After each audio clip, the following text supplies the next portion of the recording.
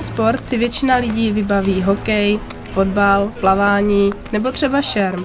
Pro fanoušky historie a fantasy existují dřevárny neboli dřevárenské bitvy, které nabízejí ideální spojení fyzické aktivity a zároveň zajímavých zážitků. Dřevárny to je vlastně takový imaginární svět, to jsou imaginární společnosti vlastně v dnešní době, kde vlastně ty lidi můžou přijet a většinou to jsou teda fanoušci fantasy. Hráč, který přijede, může jezdit buď za bílou stranu, kde jsou vlastně trpaslíci, elfové, lidi a další mystická stvoření, anebo může jezdit za tu zlou, temnou, kde jsou trolové, skřeti, goblini, horští obři, horalé. Záleží na žánru fantasy a bitvy, o kterých se to odehrává.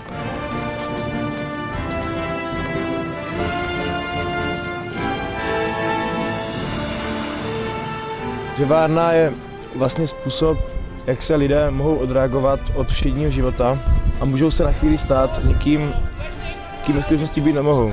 Inspirují se fantasy literaturou nebo historickými knihami a na těchto podkladech se snaží rekonstruovat určité události, například z dějin nebo z knih. Je tady i nějaký to sportovní vyžití ve formě vlastně toho šermu a hlavně mi to jako dřevárny jako takový mi dali spoustu dobrých přátel, na který se prostě můžu ve všem spolehnout.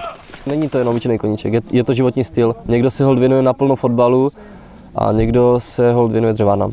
Volný štít ty sem, jeden cep sem, cep. U nás se tato hra začala rozvíjet kolem roku 1995. Táboří se ve stylu Living Fantasy. Od dodržování kultury určité rasy se odvíjí i vzhled tábořiště každého národa.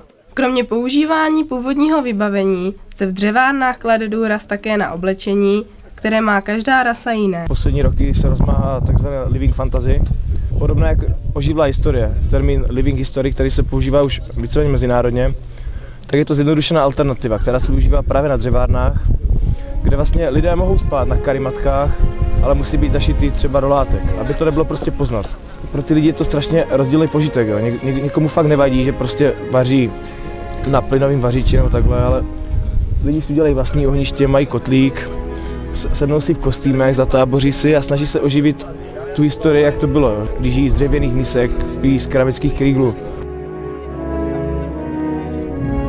Tak kostýmy se vyrábí z přírodních materiálů, to je prvotřídní. Kůže, kožešiny, lněná látka, bavlna a vlna. Tady v České republice zatím platí, je obecně známý, že si prostě kostým vyrábí každý sám, nebo zkontaktuje nějakou svadlenu. Dřevárně jde samozřejmě i o vítězství, o které stojí různé národy. Vítězství mohou dosáhnout po vícero způsoby, jako jsou plnění úkolů a různé šarváty.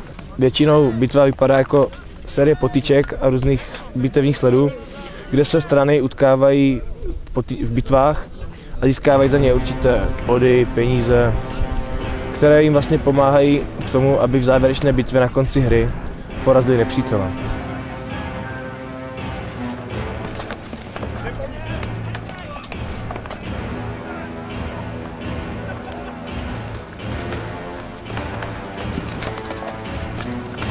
Většinou se hodně dělají bitvy na motivy Pána prstenů. Na téhle bitvě jsou 4 strany, je to Rohan, Žoldáci, Skrudhaji a Skřetí.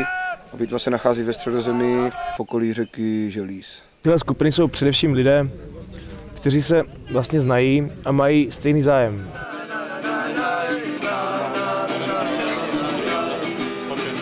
Tady bych mohl mluvit o těch úžasných večerech, kdy s přáteli popijíme a zpíváme, hrajeme na kytary a až do rána, až do východu slunce. V bitvě se vyřádí, zabojují, večer si povykladají o tom, kdo jak byl dobrý a jsou všichni strašně spokojení.